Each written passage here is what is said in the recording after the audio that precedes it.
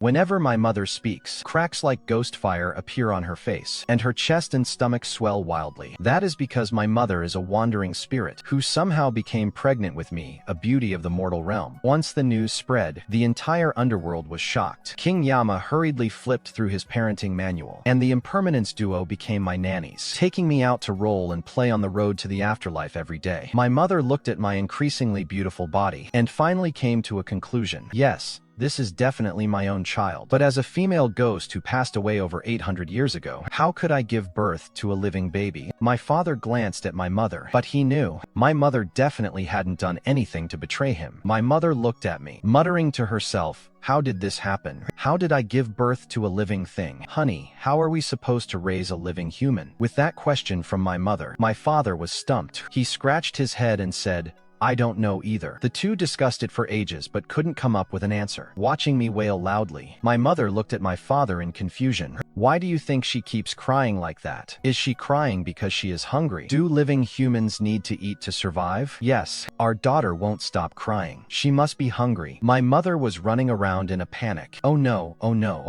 There is nothing to feed a living human here in the underworld." Perhaps because she had been a ghost for so long, my mother had long since forgotten that a newborn cannot eat solid food. It needs milk. But my mother is a ghost, and I am human, so there was no milk to feed me. My father looked at me, wailing at the top of my lungs, and held me in his arms to soothe me. I rubbed my head against his chest a few times, and my father's heart was about to melt. Loving his daughter deeply, he packed his bags, and brought my mother and me to move to the east side overnight, because that is where the Impermanence duo live. Only they make regular trips to the mortal realm for work. My father planned to ask them to bring back some food for the living for me. The family settled in. Afterward, my father kept watch at the gate, seeing the figures of the Black and White Impermanence in the distance. My father plucked up his courage and intercepted them halfway. "Noble gods, please stay a moment." My father trotted toward the two noble gods. Before he could even stand still, he was recognized. "Isn't this Master Jiang? I heard you've been blessed with a daughter. Congratulations." White Impermanence laughed happily, though Black Impermanence kept a stony face. A flicker of interest crossed his eyes. A living brat born to the Jiang family in the West. Who wouldn't find that peculiar? Even the King of Hell couldn't believe it. He spent the whole night poring over the Book of Life and Death. Sure enough, the little girl's name was missing from the death register. It wasn't in the birth register either. My father clasped his hands and asked, "Are you two headed to the mortal realm for work? We have to go collect a few souls." White Impermanence nodded with a smile. "There's no other way. The quota from above is quite heavy this month. We have to make the trip almost every day." My father whispered into their ears. Black Impermanence was utterly shocked. "You actually want us brothers to do something like that for you? Master Jiang, this simply won't do." White Impermanence's face flushed red. "We may be on good terms, but this duty of escorting souls is not for personal errands. If our superiors were to find out, we would be in serious trouble." White Impermanence waved his hands repeatedly, looking troubled. My father explained urgently, "Noble ones, I am truly at my wit's end. My daughter is a living human being. There is nothing for her to eat or drink in the underworld. If things continue like this, she will surely starve to death. Please, I beg you to be kind, and help me just this once. It is all for the child." He Wuchang refuses. "No, this is absolutely out of the question." Bai Wuchang stomps his feet in protest. The two divine beings turn to leave. My father chases after them. He shouts loudly, "How about this? My daughter will take you both as her godfathers. How about that?" The two Wuchangs pause in their tracks, but they still disappear without looking back. Deep in the middle of the night, He and Bai Wuchang knock on the door. My father opens the door. He sees Bai Wuchang holding out a bulging canteen made of oxide. "Here is what you wanted." My father takes it and discovers the canteen is still warm. My father tries to close the door, but He Wuchang blocks it with his hand. Bai Wuchang looks at my father with a smile. "Master Jiang, you must keep your word." My father nods repeatedly like a chicken pecking at grain. "Of course I'll keep my word. My daughter will have to rely on you two for her livelihood now." Bai Wuchang is confused about what that means. My father looks at the two of them with an honest expression. "Since you are her godfathers, don't you need to find food to keep her alive?" He Wuchang hears this and points to the canteen in my father's hand. "Isn't that what we just gave you?" My father looks shocked. "You two aren't trying to trade one jug of milk for a daughter, are you?" "No way." Hey, and Bai Wuchang looks stern. My father hurriedly puts on a smiling face and voices what he was thinking. This is nowhere near enough. Bai Wuchang scratches his head. I suppose that is true. He Wuchang ponders for a moment. How about this? From now on, whenever we go to the world of the living to collect souls, we'll bring some milk back for the child. And so, I drank milk brought by the two Wuchangs for 3 years. Of course, it wasn't produced by them. It was something they would swipe whenever they went to the human world to claim souls. They'd just pilfer it to bring back for me. Sometimes it was goat's milk. When luck wasn't on their side, they'd rather sneak into a wolf's den, chasing down a mother wolf to milk it for me, than do as my father suggested, transforming into a young woman to find a nursing mother and miserably beg her for a bowl of human milk. So, for those 3 years, I drank milk from every buru animal in existence, but I never tasted human milk. My mother held quite a grudge against my father for failing to procure human milk. As I see it, humans should drink human milk. My daughter hasn't started talking yet. Precisely because she never had any. My father was easygoing. He waved at me. Jiang Qiao, sit down. I sat down on the ground with a thud. Jiang Qiao, wave your hand. I raised my hand and waved it frantically. My father looked at me, nodding with satisfaction. Actually, look at her. She is neither deaf nor dim-witted. She'll talk sooner or later. Though my father didn't really care whether I could talk or not, he couldn't stand to see my mother sad. So that very day, he carried me off to find Black and White Impermanence, determined to beg for a drop of human milk for me. Passing by the Bridge of Helplessness that day was the first time I saw the great emperor of Wangshuan. Along the road to the Yellow Springs, the flowers of the other shore were blooming, stretching for thousands of miles, farther than the eye could see. He was just leaning casually against the bridge, reaching out to pluck a flower in full wanton bloom. I thought back to the past, how I'd rolled around on the road to the Yellow Springs hundreds of times, never realizing how beautiful those flowers were until then. My father hurried on, the figure by the bridge growing smaller and smaller. Just as he was about to fade from view, I grew anxious and pointed at the great emperor of Wangshuan, blurting out the first words of my life. Pretty man. My father followed the direction of my finger. Silly girl, that is the great emperor of the underworld. He is a man, you know. Wait, my little bridge can talk now. I didn't realize until later that this great emperor, more beautiful than the flowers of the afterlife, was actually more powerful than the 10 kings of Yama. He rules over the entire underworld, the true lord of the underworld. To nobodies like us, he was an existence beyond reach our entire lives. It wasn't until 2 years later on the road to the Yellow Springs that I met the great emperor again. He didn't say a word, just hoisted me up in front of him. What is this thing? I wasn't sure if he was asking me, but I felt like he'd found a toy he didn't recognize, curiously turning it over in his hands. He was only missing checking the soles of my feet. I am Jiang Qiao, the general's precious daughter. Actually, even though I was 5 already, I had been a late talker. Whenever I managed a long sentence in daily life, it would always earn me lots of praise. So after I finished speaking, I waited eagerly for the emperor's praise. Who would have thought his eyes would be filled with disdain? Your father is so tacky to give you such a name. I didn't know what tacky meant, but being clever and sharp, I could tell from his tone that it definitely wasn't a compliment. So I got angry too, struggling hard to get away from him. You can't talk bad about my father, even if you are handsome.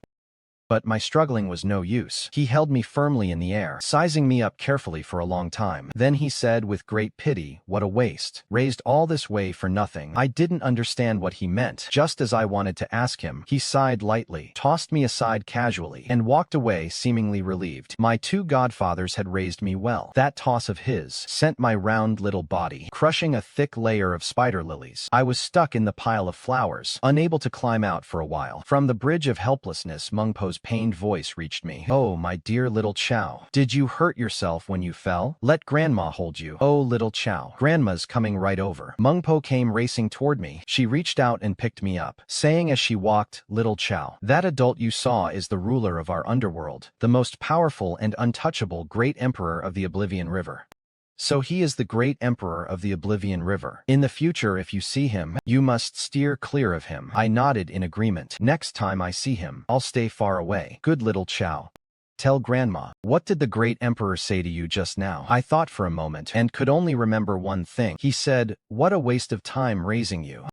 Meng Po suddenly stopped in her tracks, ignoring the spirits waiting for her on the bridge. She turned around and headed toward my home. My mother slumped to the floor in fear at those words. My father's legs trembled uncontrollably. Finally, Meng Po took charge of the situation. "Let's go find Black and White Impermanence and ask." My parents agreed with Meng Po. The three of them carried me and ran off without even closing the door. My two godfathers were happy to see me, but when they saw the three adults rushing in, their smiles vanished instantly. Black Impermanence noticed and immediately asked, "What has gotten into you all? What happened? Why are you all in such a rush? It is bad. It is terrible. A major disaster has occurred." Meng Po leaned in close to them and whispered the whole story to them again. Black Impermanence's eyes turned sharp. Even the ever-jovial White Impermanence had his expression instantly turn cold. Meng Po stroked her chin and speculated, "Do you think? The Emperor just said it offhandedly." My mother joined in with a guess of her own. Could he just have been teasing a child? White Impermanence shook his head. The great Emperor of the River of Oblivion would never speak nonsense. How could he possibly be teasing a child? "Are you joking?" The group all shook their heads in unison. My mother also felt the Emperor would surely not tease a child. She looked at everyone with a panicked expression. If the Emperor has said such a thing, he must have seen something. Black Impermanence frowned deeply, lost in thought, seeing that no one had a clue. White Impermanence slapped his thigh. "Why don't we go and ask Lord Yama?" The group acted on the idea immediately, disappearing like a gust of wind. I had just dug a smooth, round little stone from the dirt and was planning to put it in my mouth to taste it, when White Impermanence suddenly doubled back, scooped me up, and carried me away on his shoulder. The one they sought was King Qingguang. He is the Yama who governs our region. When I was just born, he flipped through the book of life and death all night long, yet still couldn't figure out where I had come from, or where I was headed. "This is a bit difficult to understand," Yama murmured, twisting his beard, pacing anxiously back and forth in the great hall. White Impermanence in his anxiety began pacing alongside Yama. "If even you cannot fathom the Emperor's meaning, then we are truly at a loss." Seeing that no one could figure it out, Black Impermanence offered an idea. "Lord Yama, why don't you go and ask the Emperor yourself? As if one can see the Emperor whenever one wishes." Yama looked shocked. Exactly.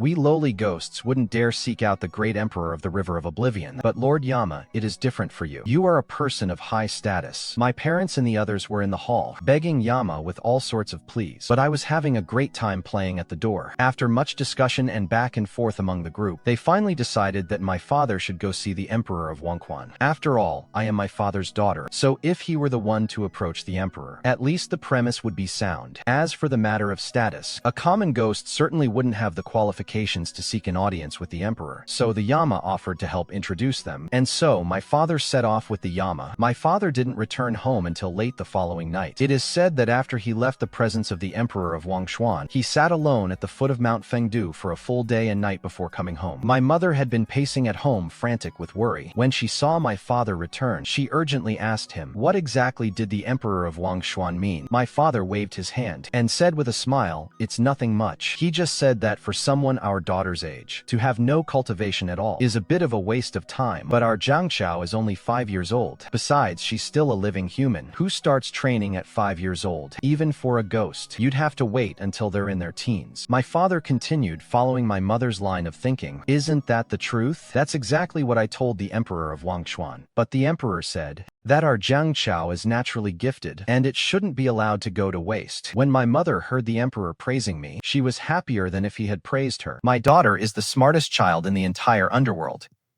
Look, even the Emperor of Wangshuan praises her." Everyone felt they finally understood the Emperor's meaning. My mother and I both let out a sigh of relief. Only my father kept hiding away to sigh in secret. "Daddy, why are you always sighing?" "Xiao Qiao, if one day you couldn't see your mother and me anymore, would you cry?" "I would cry."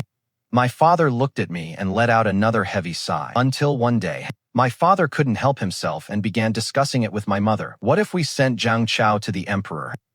My mother was completely bewildered. "Why?" My father patiently explained to my mother. "Since the Emperor of the Underworld holds Jiang Qiao in such high regard, let's let Jiang Qiao be his apprentice. Perhaps she could make something of herself in the future." My mother shook her head, full of reluctance. "Jiang Qiao is still so young. Why, even her meals have to be delivered by White and Black Impermanence every day. Besides, She can't bear to be away from me for even a single day. Jiang Qiao has never slept alone at night. She always needs me to soothe her to sleep. Before my mother could finish, my father looked at me with an unbearable expression. But after a moment, he slammed his hand on the table, settling the matter. No, this matter must be done my way. It is decided. Without even discussing it with me, my father took me and headed straight for Mount Fengdu. The emperor glanced at me, muttering to himself, "No soul, no spirit, just an empty shell. No fate, no destiny. The heavens cannot tolerate her. Raising her is a waste of effort. Better to just toss her away and save the trouble." I didn't understand a word of the first half of what the emperor said, but the last two sentences were very easy to grasp. He actually wanted my father to throw me away. Anger welled up in my heart, and I pointed at him. "But you already threw me once before. The last time he threw me into a patch of spider lilies. Although it didn't hurt, it still left me sprawled on my back, in a complete mess. This time,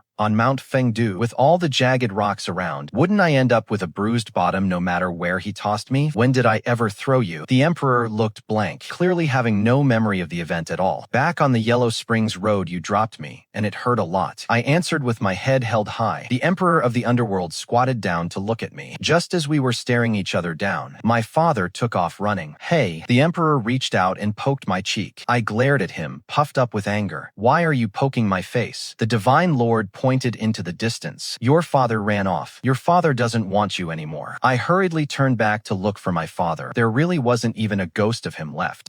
Where's my father? Where's the divine lord?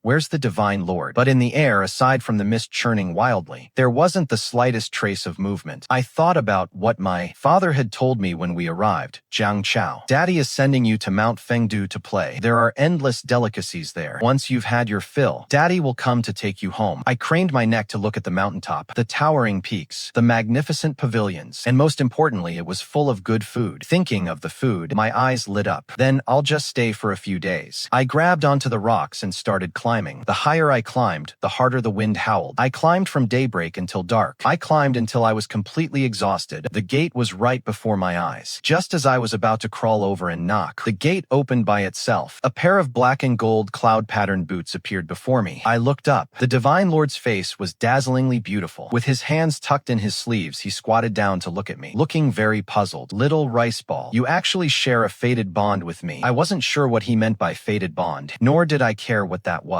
I just wanted to know what the Divine Lord was eating tonight. After living on Mount Fengdu for over a decade, the Divine Lord told me, "You are the only person in history who has managed to climb to the Fengdu Great Hall without my permission." Since the Divine Lord didn't want me in the hall back then, why didn't he just chase me away? Chasing away a 5-year-old child should have been easy, right? Why keep me around, crying for my mother every night? Crying all night long without stopping. The Emperor rested his chin on his hand, because I couldn't calculate exactly how you and I share a fate of love. I looked back on these past dozen years, and the various tortures I endured on Mount Fengdu. I couldn't help but sigh deeply. It must have been the bad karma I created, I suppose. If I had known, I never should have climbed up there in the first place. Back then, just to get a bite to eat. At 5 years old, I stubbornly climbed half the mountain. Who knew that? The first thing I'd have to do after climbing up was to practice fasting. I burst into tears right there, my guts filled with regret. Just as I was quietly reminiscing about that food, Jeju's cold voice came from behind me. "You two are certainly feeling relaxed. Although Jeju is from the Underworld, he is a high immortal. He is also the tutor the Emperor found for me. I still remember when I was 7. The last time the Emperor lifted me off his bed, his tone was extremely cold. From today on, you must sleep alone.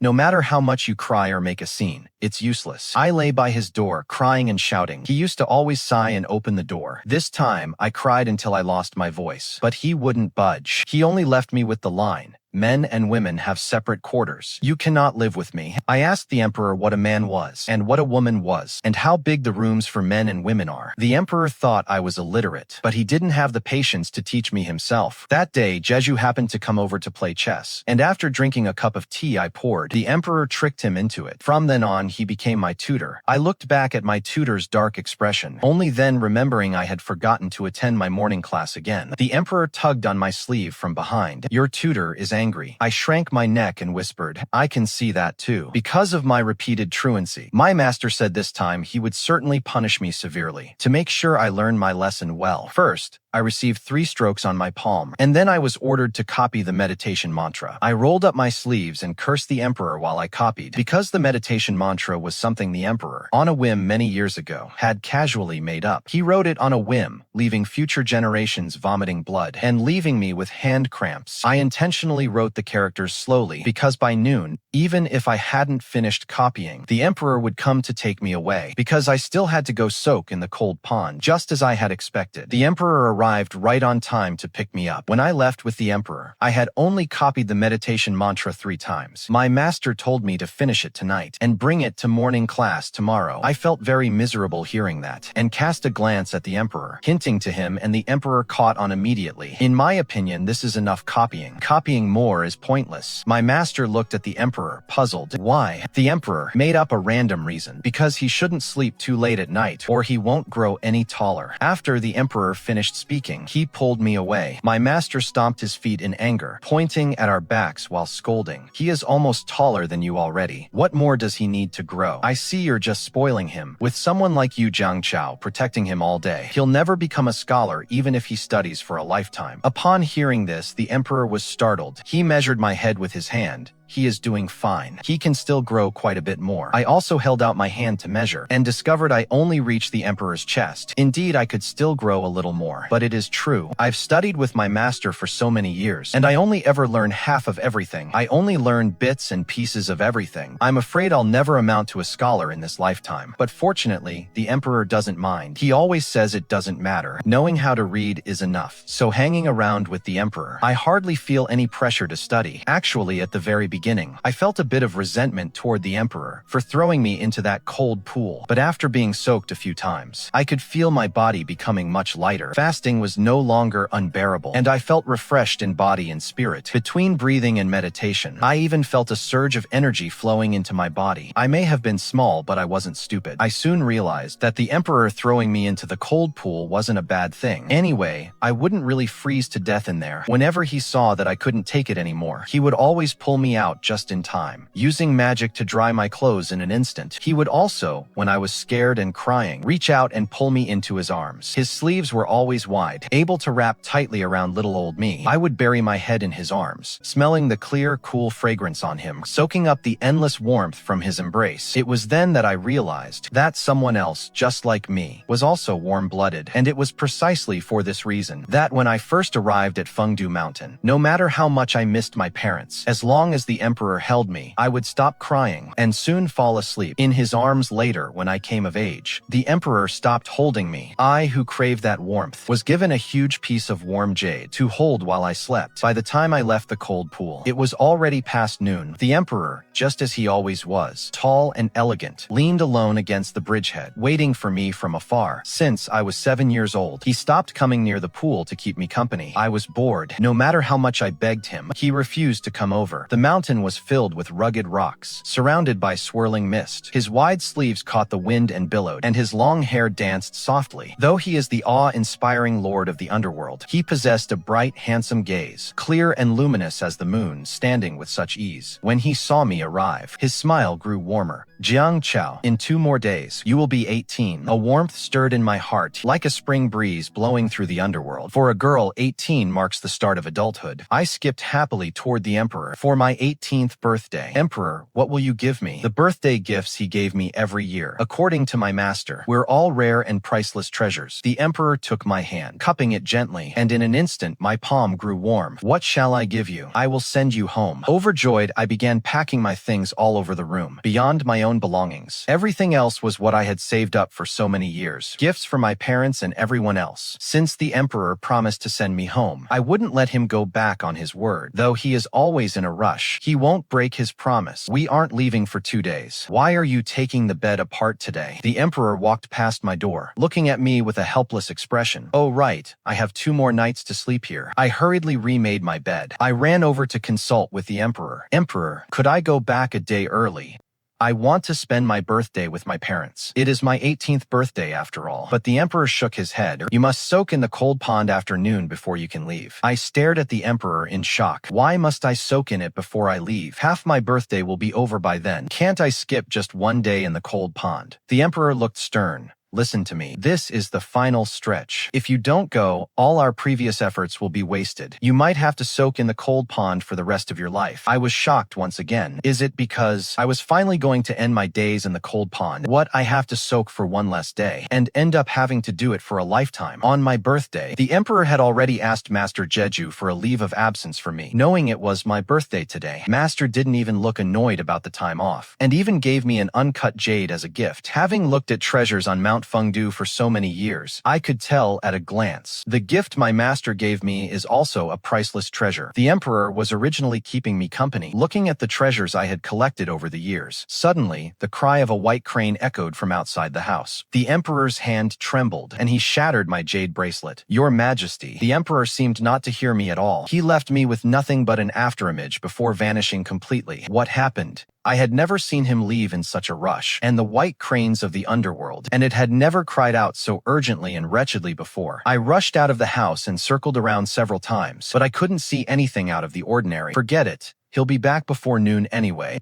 As time ticks away, bit by bit, noon is almost upon us. Yet there was still no sign of the emperor returning. He would never delay my time in the cold pond, especially since today was the final day. He even promised to take me home after I finished soaking in the cold pool. With the emperor nowhere to be found, I was anxious to the point of desperation. I was terrified of missing my soak in the cold pond. I don't want all my hard work to go to waste, so I tried to recall the way there and estimated the time it would take. I decided not to wait anymore. If I head over myself, I can still make it by noon. The path was rugged and hard to traverse, though the road was rough and difficult. Fortunately, I had left early. I arrived just in time. After nearing the cold pool, the waterfall behind me roared, but my heart could not find a moment's peace. Whatever could the emperor be doing? He must have encountered something very urgent. The last time in my life, bathing in the cold pool was filled with my anxiety and worry. As expected when I left the cold pool, the bridge in the distance was completely empty. No one there to warm my hands today. The emperor had not yet returned. Could he have run into some trouble? But in all of heaven and earth, who would dare to cause him trouble? I hurried back to the main hall. I looked all around, but there was no sign he had been back. Just as I was about to head out to look for him, the emperor drifted back. You finally returned. The emperor's figure descended slowly, and as the clouds around him dispersed, only then did I clearly see the emperor was holding a woman in purple robes. Whose lost soul is this? I grew up playing by the Naihe Bridge, following Meng Po, and frolicking along the road to the underworld. What kind of lost soul have I not seen? But this one was clearly fading away.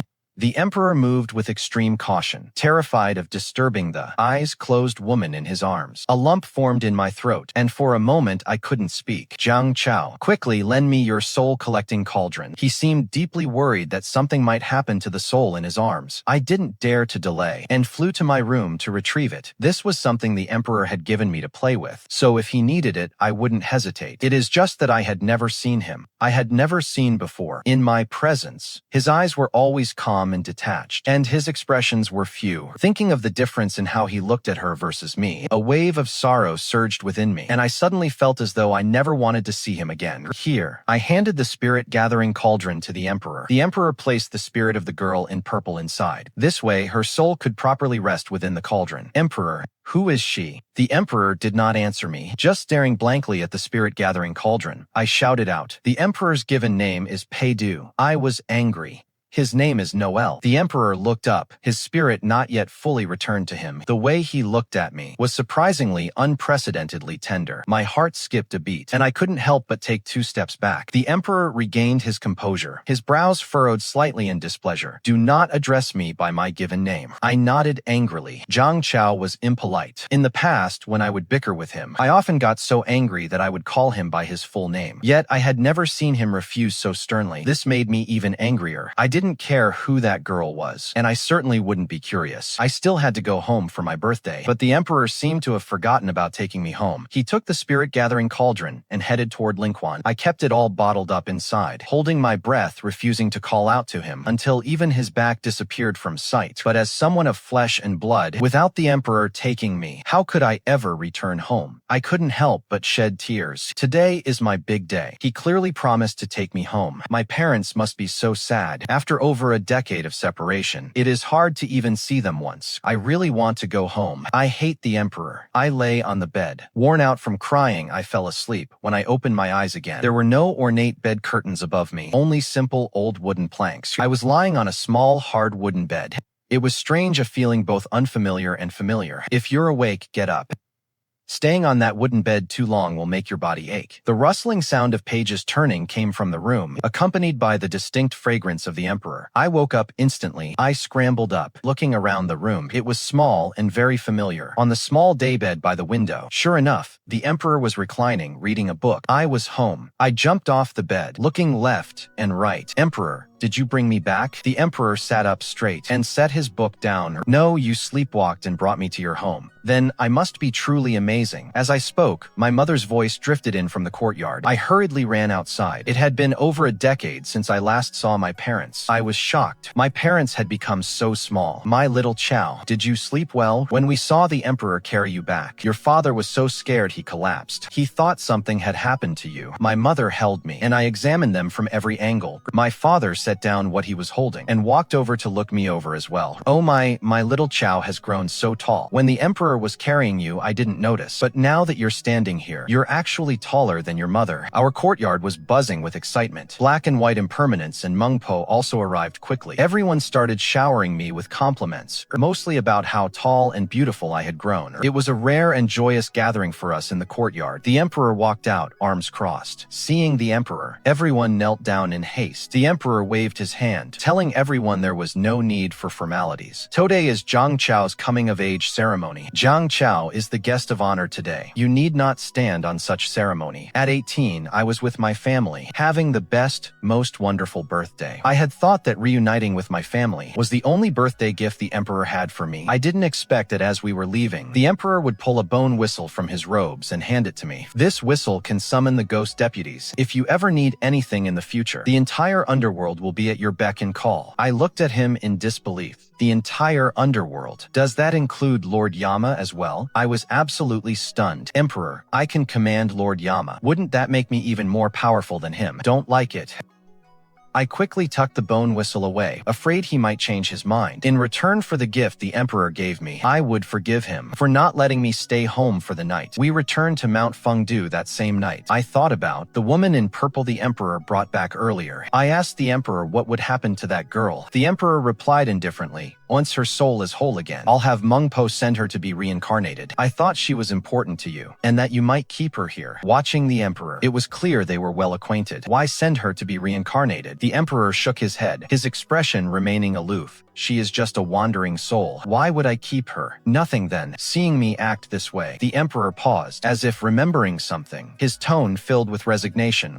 I mistook her for someone else. I almost made the same mistake too. It wasn't until I took her to the spirit spring to wash away the mortal dust that I realized she wasn't the person I was looking for. I see. I have always known. Every year on the 7th day of the 7th lunar month, the Emperor goes to the road to the Underworld and waits for a long time, just to wait for an old friend. Only today did I learn that this old friend was a woman. I remembered the Emperor calling out the name Nuo today. In previous years, I definitely would have been curious about who he was waiting for, and why the person he awaited hadn't arrived yet. But today, I felt terribly bitter and upset about it. I slammed my door shut. What kind of person could be so important that he had to wait for them? I was honestly quite jealous of that person. That night, Fengdu Mountain saw a rare thunderstorm that lasted until dawn. In fact, for the entire Underworld, thunder is an extremely rare occurrence. For me personally, lightning was only something recorded in books. I had never encountered real lightning since I was born, so it was only natural that I was terrified. I hid under my covers and called out for the Emperor, but received no response. I blew the whistle, but no ghost guards appeared either. Could the majestic Emperor himself have given me a fake? A bolt of lightning struck down, lighting up the entire room. I was truly too frightened. I wrapped myself in my quilt and decided to find the Emperor, only to find that my door wouldn't budge no matter what I did. I went to open the window, and sure enough, it was locked tight, clearly someone had placed a barrier here. The moment another flash of lightning struck, a series of runes suddenly shimmered across my body. After the lightning faded, the runes disappeared as well. After a few more times, I realized that my entire body from head to toe was actually covered in these runes. They were being triggered by the lightning. I didn't dare to touch anything anymore, and scrambled back onto my bed in a panic. To think a barrier had been placed on the room. Why are there so many runes on my body? I've only ever seen these runes in the Emperor's personal notes. Could it be that these bolts of lightning were aimed at me? Master once said, there exists one of the heavenly way. The heavenly way punishes with thunder and lightning, without soul or spirit, possessing only an empty shell, without fate or destiny. The heavenly way cannot tolerate it. Raising it is a waste of effort. Better to discard it and be done with it. Dormant memories were suddenly unlocked. I finally understood what the Emperor meant that day. So that was the reason Father sent me to Mount Fengdu. My very existence is something the heavenly way will not tolerate. The Emperor was just trying to secure a way for me to survive. The thunder and lightning crashed violently all night long. Yet neither I nor my room suffered a scratch. I don't need to guess to know. This was all the Emperor's doing. He knew all along that I would be struck by lightning. I didn't sleep at all that night. I tossed and turned on the bed for the whole night, until the dawn finally brought a moment of peace. Looking at the faint morning light outside the window, I simply couldn't hold back anymore, and I got up and headed out. I ran straight to the Emperor's chambers, pounding on the door with all my might. But the door remained shut. Your Highness, please open the door. I refused to believe that with all that commotion, he could still be fast asleep. I knocked a few more times. The door finally creaked open. The Emperor stifled a yawn. Leaning against the doorframe with his arms crossed, with his eyes closed, he said, there is no morning class today. You don't need to rise early. I noticed the Emperor's face was deathly pale, completely devoid of color, clearly having had no sleep himself, and he even looked as if he were injured. Your Highness, what happened to? It is nothing. Were those heavenly lightning bolts specifically aimed at me? I couldn't help but ask him. The Emperor opened his eyes and looked down at me. Jiang Qiao, you're overthinking it. How could you possibly be that important? The Emperor's voice was extremely weak. Beads of sweat kept forming on his forehead. If it wasn't for me, then why did you set up a barrier around my room? Lightning has no eyes. I was afraid it might accidentally hurt you. If the barrier wasn't aimed at me, a barrier would have been enough. Why did you also have to draw so many runes on my body? The Emperor stared at me, stunned, and remained silent for a long time. I looked back at him. It was a look so complex I couldn't understand it at all. It seemed to be a mix of shock,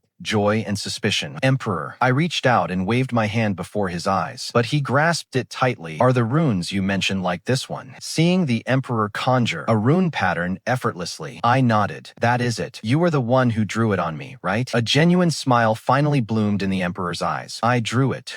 Ever since I turned 7, the Emperor had never held me like this again. Now, being held tightly in his arms, I felt my heart tighten. I felt he was holding me a bit too hard. I wanted to push him away, yet I couldn't help but lean against his chest, listening to his heart drumming like a battle drum. My face was burning hot as well. He kept stroking my hair. It really is you. Just as I was about to ask who he was talking about, the sound of a teacup dropping came from behind me. Jeju, in his white robes, stood frozen under the tree. Seeing Jeju there to deliver medicine, I finally realized the Emperor had shielded me from the lightning all night long. The Emperor told me to go make some tea, but worried about his health, I stayed by the door and eavesdropped. I know your nature. Since you chose to raise this child, you wouldn't just leave them to fend for themselves. You saw the heavenly punishment last night. It was far more severe than you or I estimated, before Jeju could even finish his sentence. So what if it was? But this was only the first time. The heavenly Tao has already wounded you this deeply. The Emperor remained stubborn. It was merely a moment of carelessness. I heard Juju sigh. I truly cannot fathom exactly when you begin to harbor these feelings for him. My heart jolted violently. Is Master talking about the Emperor and me? Hearing the words feelings for him, my mind was suddenly flooded with the image of the Emperor holding me. My face burned intensely. But he was raised by your own hands. How can you be such a beast? How long they spoke for, I do not know. I sat blankly at the door, lost in thought, until Jeju opened the door and walked out. Did I suddenly snap back to reality? Jeju looked back at me, his eyes filled with an indescribable helplessness. Master. Jeju did not respond. He flicked his sleeves and left. The Emperor followed him out, leaning against the doorframe to look at me, smiling as he said, The spider lilies are in bloom by the river bridge. Would you like to go see them with me? I was stunned, but the spider lilies never fade. Perhaps because I had been stunned. For too long, I was caught off guard when the emperor scooped me up. He placed one hand on my shoulder, and with the other gently tucked my stray locks behind my ear. Just consider it keeping me company. The emperor took my hand, warmth radiating from his palm. I couldn't help but purse my lips and smile. Since I turned 7, he had always held my wrist through his sleeve. It was as if the emperor had eyes in the back of his head, for he asked without looking back, "What are you smiling at?" A sudden impulse surged within me. I really want to ask what kind of feelings he truly harbors for me. I follow behind him, watching his silk-like long hair, the fair, slightly flushed curve of his ears, and even the way his ribbon, which binds his hair, sways as he walks, is enough to leave one spellbound. The question sits on the tip of my tongue, but I swallow it back when he turns to look at me. On the side of the Yellow Springs Road is an endless sea of flowers. The emperor and I stroll hand in hand. Emperor, do you still remember 13 years ago, when you were standing here in a daze, and I was rolling around on the side of the road? I was rolling, and then the emperor picked me up. A faint smile appears on the emperor's lips. I remember. You crushed all the flowers. That day, were you also waiting for that person? After asking this, my heart starts pounding wildly. Actually, I had heard it long ago, that the master of the underworld has been waiting for an old friend. Year after year. The emperor pinches my cheek, and without hesitation, he lifts my chin to meet my gaze. He promised me that he would certainly come back to find me, to watch the spider lilies bloom with me. I feel a pang of sadness. I want to ask what kind of relationship they truly had, but my throat feels stuffed with cotton, and I cannot bring myself to speak. The emperor smiles, as if he sees through everything in my heart. Give me your hand. I am confused, but I place my hand in his palm nonetheless. A burning warmth radiates from his palm. The runes on my body appear once more. These are the inseparable runes, once inscribed. You shall never be parted for all eternity. Even if we go through 10,000 lifetimes of reincarnation, they will never fade away. You have finally returned. The Jiang Luo runes began to cycle through my body. Suddenly it shimmered with brilliant light. The person before me took on a new, radiant glow. He was still the emperor in appearance, yet he stood beneath the tree holding a flower and smiling, a beauty unmatched in all the world. I suddenly remembered the words we spoke, hand in hand. Now the spider lilies are blooming. It is the most beautiful sight in the world. Then why haven't these flowers bloomed yet? The flowers bloom for 1,000 years. It will be another millennium before they bloom here again. Wait 1,000 years. Haidu, who could possibly wait that long? The light faded away, and my mind suddenly cleared. Looking at the emperor again, my heart was shaken to its core, unable to compose myself. I tried hard to suppress the longing that was ready to burst forth, and slowly asked him, Peidu, you actually waited for me for 3,000 years. But his response was a reckless and crisp, fragrant kiss. The moment the kiss landed, the surrounding sea of spider lilies seemed to fall silent. His lips were slightly cool, carrying the chill of the snow mist atop Mount Fengdu. I froze in place, even my fingertips trembling slightly. I don't know how much time had passed when he slowly pulled away. I could see the deep red swirling in his eyes, an obsession forged from 3,000 years of waiting. Xiangnuo, he called me softly, his voice sounding remarkably hoarse. I have waited for you for 3,000 years, from the blooming of the flowers to their decay, from the vast seas to the changing fields. I have finally waited for your return. Jiangnuo. The name exploded in my mind. I remembered the Kunlun Void 3,000 years ago, where the peach blossoms bloomed across the hills in a brilliant display. I was wearing a green dress, chasing a nine-tailed fox through the peach forest, and crashed into the arms of a young man in black robes. His features were refined and handsome, and he held a sprig of peach blossoms in his hand. He smiled and ruffled my hair. Little Nuo, you're being naughty again. I remember the galaxy of the 9 serenities. He sat by the bridge of helplessness, and I said I longed to see the spider lilies bloom with both flower and leaf. So he took my hand and carved a warm mark into it. I shall defy fate for you and ensure the flowers and leaves of the spider lilies on this road to the underworld bloom together, never to be parted. I remember the heavens, the day the divine grew wrathful. Heavenly lightning struck his slender figure. I lunged forward to shield him, feeling only a searing pain throughout my body. Before my consciousness faded, I saw him rush toward me in a frenzy, a world-ending despair in his eyes. So, I was never some soulless outsider after all. Jiang Qiao is me, and Jiang Nuo is also me. It was he who waited for 3,000 years, carving the never-part rune, to drag me back from the cracks of reincarnation. Jiang Nuo's tears fell without warning, hitting the back of his hand. They were scalding, and he panicked, his voice filled with unprecedented confusion. Why are you crying? Did I hurt you? I shook my head and threw myself into his arms. You actually waited for me for 3,000 years. How could you be so foolish? He let me beat against him, clutching me tighter in return, his voice so tender it could melt. As long as I could wait for you, even another 3,000 years would be worth it. We stayed like that, holding each other, in the endless sea of spider lilies, listening to the sound of each other's hearts, until footsteps echoed in the distance, and I finally looked up from his embrace, gazing through tear-blurred eyes. It was mother and father, along with Black and White Impermanence, and Lady Meng and Jeju. They stood a short distance away, their faces filled with knowing smiles. My mother covered her mouth, her eyes brimming with tears. My father stood with his hands behind his back, a wide smile spreading across his face. The Impermanence duo whispered to each other. Mengpo still held a bowl of soup in her hands, though she had long since forgotten what she was serving. Jeju stood at the very edge, clothed in a white robe. He watched us with a complicated expression, and finally he just let out a soft sigh. He gave me a gentle shake, feeling my face grow hot. I quickly pulled away from the Emperor's arms, lowering my head in embarrassment, but the Emperor took my hand. Our fingers interlaced tightly. Today I stand here and take this vow before everyone. In this life, I belong to Jiang Qiao for all lifetimes to come, never to leave or abandon her. As the words left his lips, the inseparable runes around me suddenly burst into brilliant light. The red glow flickered, illuminating the entire sea of flowers, making them appear even more vibrant. These runes seemed to have come to life, swirling all around me, before finally merging into a beam of red light that sank into my palm and the Emperor's. I looked down, and a tiny flower of the other shore appeared on my palm. I widened my eyes in surprise. What is this? The Emperor squeezed my hand, his eyes full of warmth, the mark of the inseparable rune, etched into our very bones and blood, for all eternity, never to fade. My father walked over and bowed solemnly to the Emperor. Your Majesty, my daughter is headstrong and mischievous. I leave her in your care from now on. The Emperor returned the bow, his expression respectful. Do not worry, father-in-law. I will surely protect her with my life. The word father-in-law made my father's face turn red instantly. He waved his hands repeatedly, saying he didn't deserve it. I don't deserve such an honor. White Impermanence leaned in closer. He said with a cheeky grin, Qiao Qiao. No, I should call you Your Highness, the Empress. You have to look after us from now on. Black Impermanence nodded as well. Your Highness, can you assign us fewer soul-collecting tasks later on? I was so amused by them that I burst out laughing. Lady Meng walked over and handed me a bowl of soup, though it wasn't the soup from by the Naihe Bridge. There were a few spider lily petals floating in the broth. Lady Meng smiled and said, This is soup I brewed with spider lily petals. Drink it,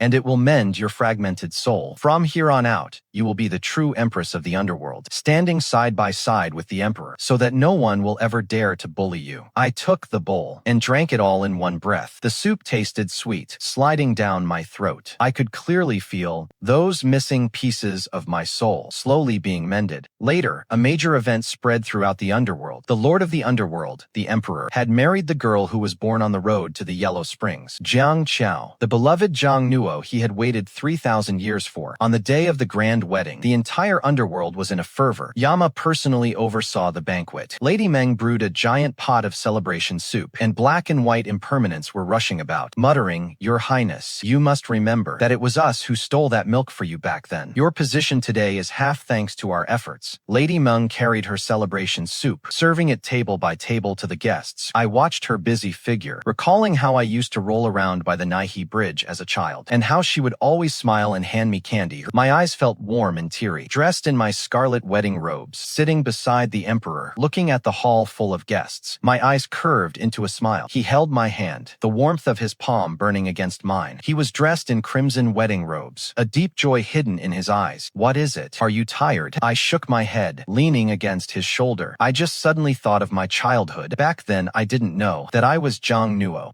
and that you had been waiting for me for 3,000 years. The Emperor brushed his hand gently over my hair. It is all in the past now. From now on, I will never let you leave my side again. Life, after the wedding, was peaceful and steady. I still lived in the Great Hall on Mount Fengdu. Only now there was someone by my side. I used to think this hall was terribly empty, but now with the Emperor here, even the sound of the wind carries a sense of warmth. Jeju is still the same, sternly teaching me my lessons, though he no longer makes me copy the heart-calming mantra as punishment. Occasionally, he even brings me specialties from Kunlun Mountain, like peach blossom cakes or jars of mellow peach blossom wine. One day, having nothing to do, I dragged the emperor for a walk along the river of oblivion. I leaned against his shoulder. Look, I said, tugging on his sleeve. The flowers and leaves are blooming together. The emperor lowered his head, his warm breath brushing against my hair. He replied with a soft sound, his voice deep and pleasant. I said that I would make the flowers of the other shore here bloom, leaves, and petals together, never to be separated again. My heart trembled, and I looked up at him. My emperor, we're those 3,000 years very long. He lowered his head and pressed a kiss to my forehead. Yes, very long. Long enough that I almost thought I would never be able to wait for you. With the glass rune in our possession, we shall never be separated for all eternity. He chuckled softly. You silly girl. We walked back slowly, hand in hand. In the distance, by the Nai Bridge, Meng Po was still standing there, holding a bowl of soup in her hands, waving to us from afar. The black and white figures of impermanence were squatting by the bridge, whispering to each other about something secretive. I couldn't help but laugh out loud. I used to feel that the underworld was cold and desolate, where even the brightest equinox flowers felt lonely. But now, looking at all these familiar faces, I find this place warmer than anywhere else. Upon returning to the Fengdu Palace, the palace gates were wide open. The maidservants guarding the entrance saw us and immediately bowed in greeting. Greetings, Your Majesty and Empress. Being addressed as Empress made my cheeks burn hot, and I instinctively hid behind the emperor. He chuckled, took my hand, and pulled me to his side, telling the maid to prepare some refreshments, as Impermanence and Meng Po would be joining us shortly. The maid acknowledged the order and retreated. I tugged at his sleeve, whispering, how did you know they were coming? Have you forgotten? White Impermanence was just mentioning that he wanted to try your peach blossom cakes. A few days ago, I learned how to make Kunlun mountain peach blossom cakes from Master Jeju. I fussed over them for half the day, but the final pastries were sickly sweet, so sweet that even I couldn't stomach them. I didn't expect White Impermanence to remember that. Sure enough,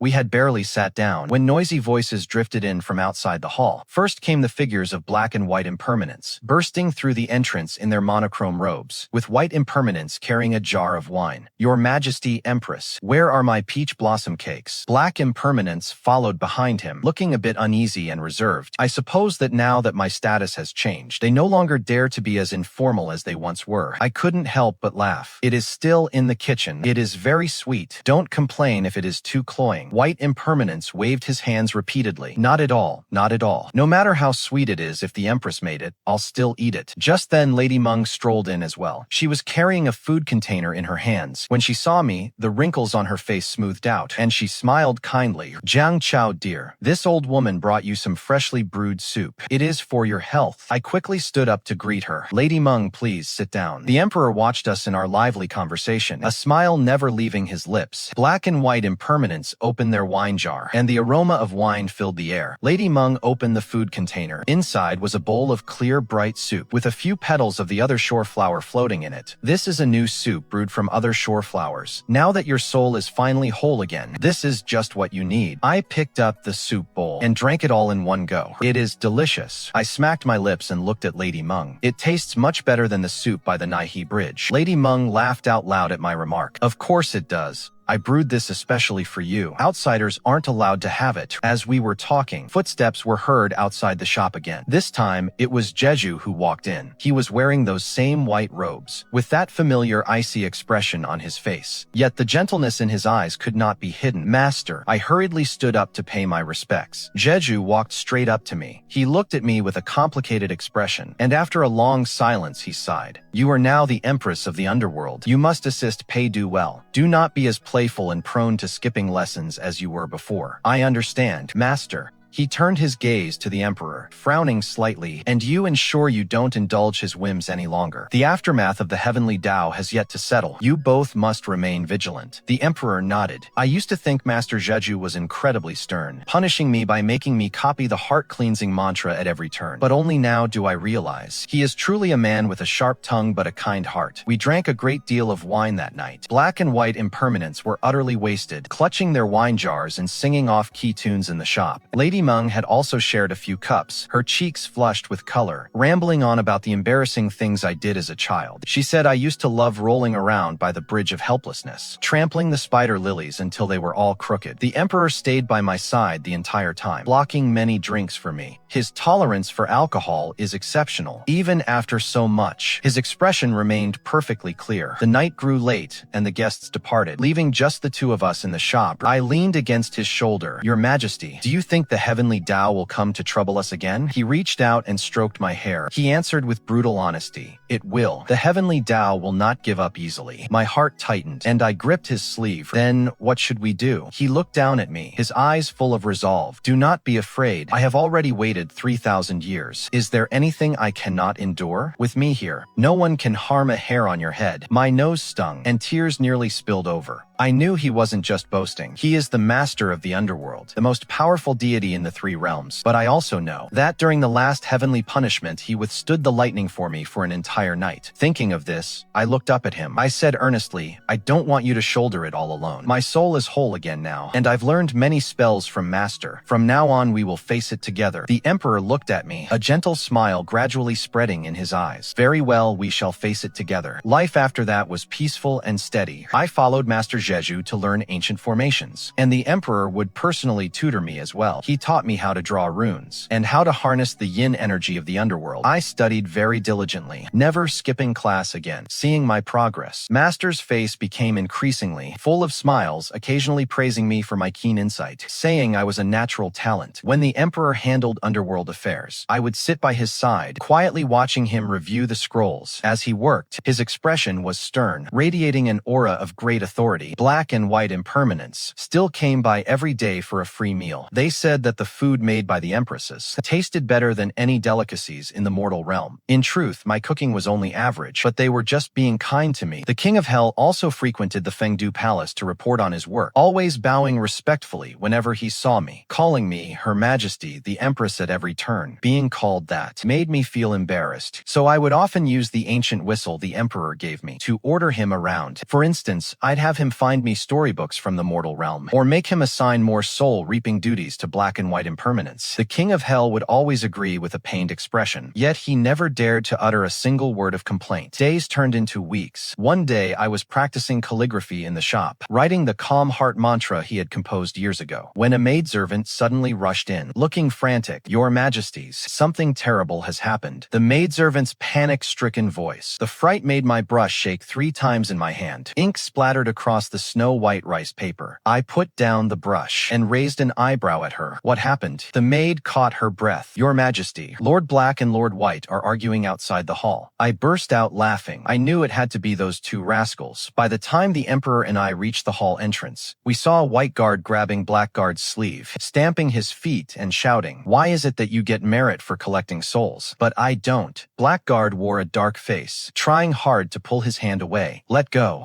Her Majesty and the Emperor are watching. What are you 2 arguing about?"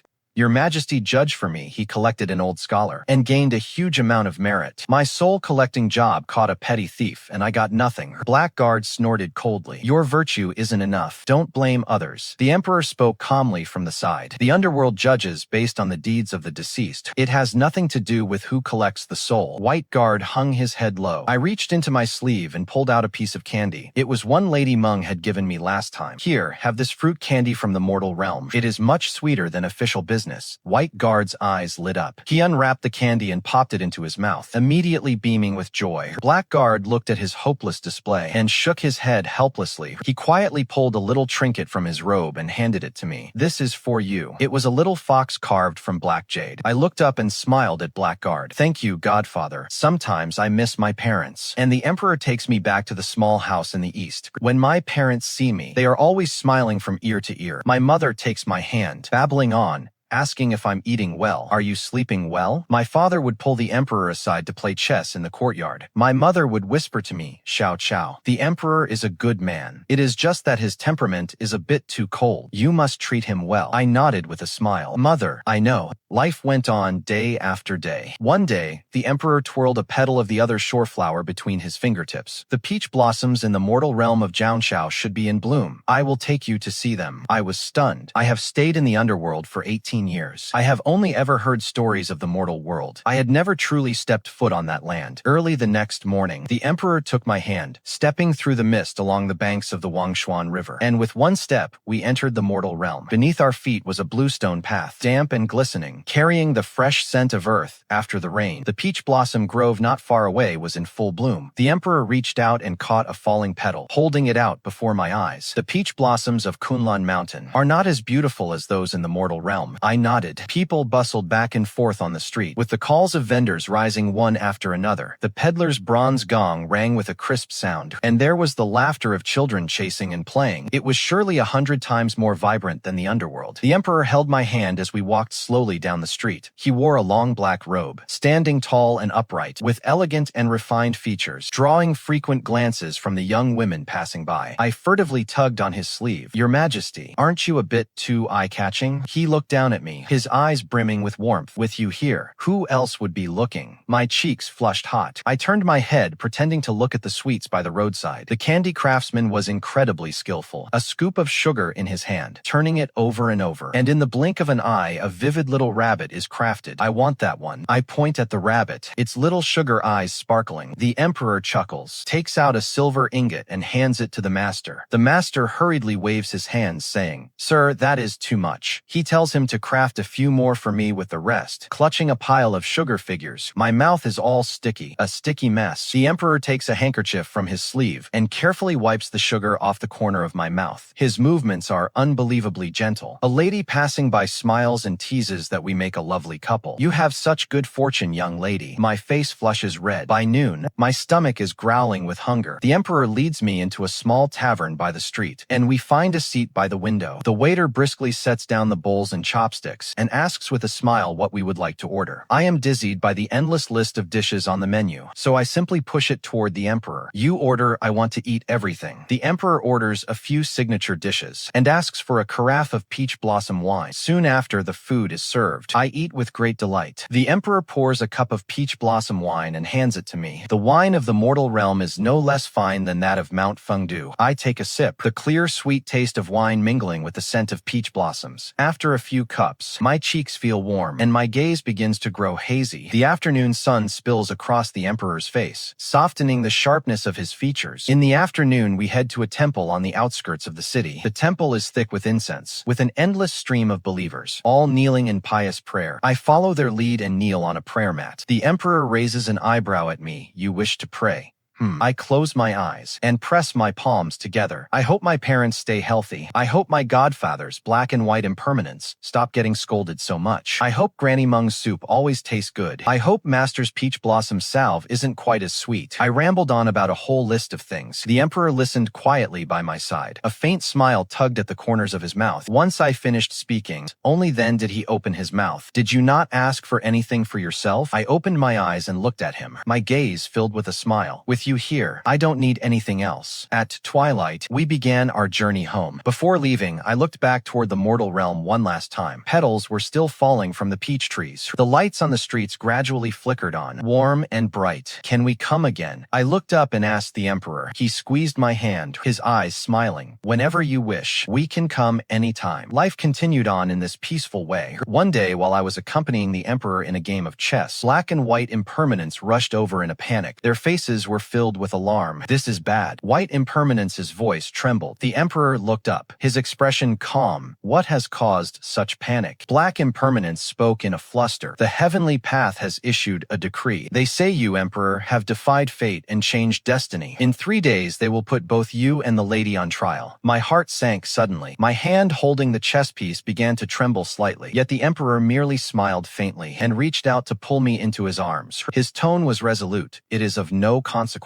If the soldiers come, we use a general to block them. If the water rises, we use earth to cover it." 3 days later, the day of the heavenly trial arrived. Dark clouds gathered over the underworld, accompanied by thunder and lightning. A massive pillar of golden light descended from the sky, landing squarely in front of the Fengdu Hall. Several heavenly generals in golden armor emerged from the beam of light. Leading them was the very heavenly emperor who had scattered my soul all those years ago. The heavenly emperor looked down at us from above, with a stern expression on his face. "Lord of the Wangquan, you have defied the heavens, protecting the remnant soul of Jiang Qiao, ignoring the laws of the heavenly Tao. What say you in your defense?" The Lord held me by my waist, stepping back one pace at a time. "Jiang Qiao is my wife. It is only right that I protect her. If the heavenly Tao must punish someone, let it punish me alone." The heavenly emperor roared in anger, raising his hand to cast a spell. I broke free from the Lord's embrace, stepping in front of him, looking at the heavenly emperor with a firm gaze. "Heavenly emperor, years ago you were determined to strike down Peidu and me, and now you come to judge us again. But have you ever considered that while while the heavenly Tao may be heartless, the human realm has heart, and so does the underworld. As I spoke, I raised my hand to touch the other shore flower mark on my palm. In an instant, the inseparable rune erupted in brilliance. A red light surged into the sky, enveloping the entire Fengdu hall. This inseparable rune is what he carved for me after waiting 3,000 years. Heavenly Emperor. Do you have any idea how agonizing those 3,000 years were? My voice was choked with emotion, yet every word was resonant. Therefore, even if the Heavenly Tao does not permit it, I will stand by his side regardless. Heavenly Emperor, just punish me alone. The Heavenly Emperor looked at the red light filling the sky, his expression softening slightly. He remained silent for a moment, then sighed, "Enough, enough. Though the heavenly Tao is heartless, I have no wish to be the one to tear lovers apart again." With that, the heavenly emperor waved his hand. However, the laws of the heavenly Tao cannot be ignored. From this day forward, the two of you must guard the border for 100 years. You shall not set foot in the three realms. The emperor wrapped his arm around my shoulder and bowed to the heavenly emperor. "We thank the heavenly emperor for your mercy." The heavenly emperor vanished in a flash of golden light. Black and White Impermanence and Meng Po hurried over, their faces full of joy. Master Zheju stood beneath the peach tree, a faint smile finally gracing his lips. I turned to look at the emperor, my eyes brimming with joy. 100 years of guarding the border. Won't you find it boring? The emperor bowed his head and kissed my forehead. With you here, nowhere could ever be boring. 3 days later, we packed our belongings and set off toward the border of the underworld. Life at the border was far more pleasant than I had imagined. There were no complex matters of the underworld, no pressure from the heavenly path. Only the two of us, me and the emperor. We lived in a small bamboo hut with red spider lilies planted in front of it. During the day, we would go to the mountains to pick wild fruit, and at night, we would sit on the roof to watch the vast river of stars. These 100 years at the border were even happier than the 1,000 years spent in the Fengdu Palace. On the day our term expired, the horizon glowed with magnificent light. An immortal envoy sent by the heavens stood among the clouds, respectfully inviting us to return to the underworld. The emperor took my hand. "Where would you like to go?" I smiled, my eyes curving into crescents. "Anywhere is fine. Wherever you are, that is my home."